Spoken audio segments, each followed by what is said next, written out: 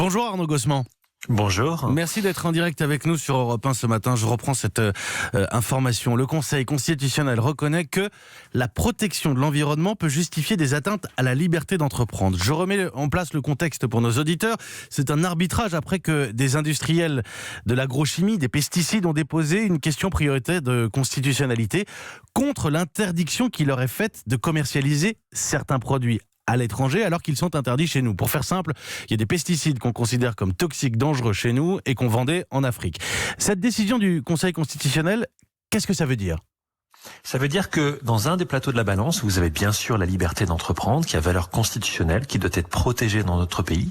Mais dans l'autre plateau de la balance, vous avez également la protection de l'environnement. Alors on avait déjà la protection de l'environnement, sauf que là, ce plateau-là devient beaucoup plus lourd depuis cette décision du Conseil constitutionnel qui donne une prééminence à la protection de l'environnement, qui en fait un objectif de valeur constitutionnelle. Ça, c'est le premier intérêt de cette décision, c'est de renforcer le poids de la charte de l'environnement et donc de permettre de porter atteinte à la liberté d'entreprendre au nom de cette protection de l'environnement. C'est ce qui est nouveau. J'ai vu qu'on parle de revirement de jurisprudence parce qu'en 2015, une question similaire avait été posée. Des fabricants de plastique qui voulaient pouvoir exporter des produits alimentaires qui contenaient du bisphénol A alors qu'on le réglemente chez nous. Là, la question environnementale avait perdu le bras de fer. C'est-à-dire que jusqu'à présent, l'État français considérait que lorsqu'on interdisait la commercialisation sur notre sol d'une substance chimique, on n'avait pas à décider à la place des autres États. Et donc, il autorisait les exportations vers les autres États. Ce qui est un peu cynique. Si c'est mauvais pour notre santé, pour notre environnement, ça l'est probablement aussi pour celle de nos amis étrangers. Donc, de ce fait-là, effectivement, on pouvait avoir deux poids, deux mesures. Depuis cette décision, eh bien, le Conseil constitutionnel, d'une certaine manière, encourage le législateur à ne pas raisonner avec des frontières, mais à raisonner globalement et à penser planète Terre. Et donc, de fait, ces pesticides, le législateur peut, voire même est encouragé, lorsqu'il les interdit, à ne pas le faire que sur le sol français, mais partout ailleurs. Oui, parce que le Conseil constitutionnel, et j'aimerais savoir avec votre regard si c'est du lyrisme ou si c'est du juridique, parle de l'environnement comme de notre patrimoine commun des êtres humains. C'est pas du tout du lyrisme. C'est une expression, le patrimoine commun des êtres humains, que d'ailleurs nous avons déjà dans d'autres domaines, comme par exemple pour les monuments historiques. Cette idée de patrimoine commun implique deux choses. D'abord, de raisonner sans frontières. Si une substance est polluante chez nous, elle est certainement ailleurs. Et deuxièmement, je pense aussi qu'à l'avenir, ça nous imposera, non pas d'abolir, comme certains ont pu le dire, mais de repenser notre droit de propriété.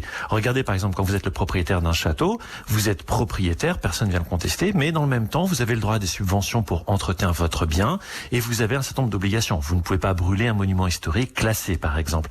Je pense qu'on commence à avoir le même type de raisonnement pour la protection de l'environnement et ça, c'est une grande avancée.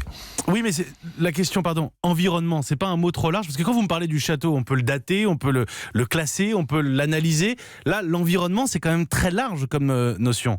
C'est une notion heureusement très large, c'est-à-dire qu'il faut avoir une appréciation globale de tous les éléments de notre écosystème et de penser tous les enjeux en même temps, qu'il s'agisse de la lutte contre le changement climatique, qu'il s'agisse de prévenir l'effondrement de la biodiversité, de la disparition de certaines espèces animales.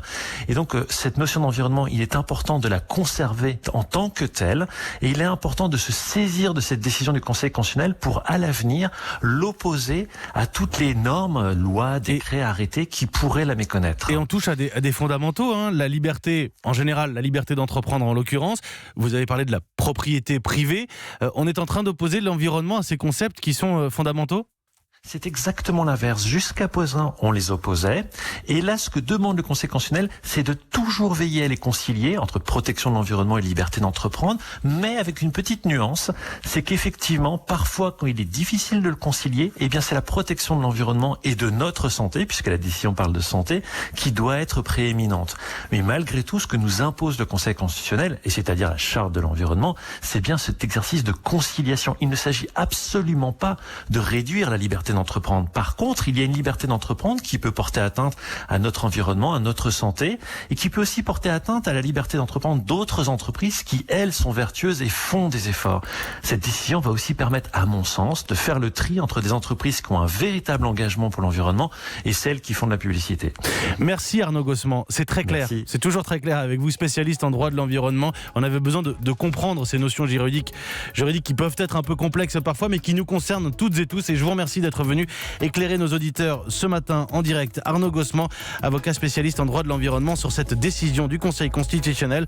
La protection de l'environnement peut justifier des atteintes à la liberté d'entreprendre.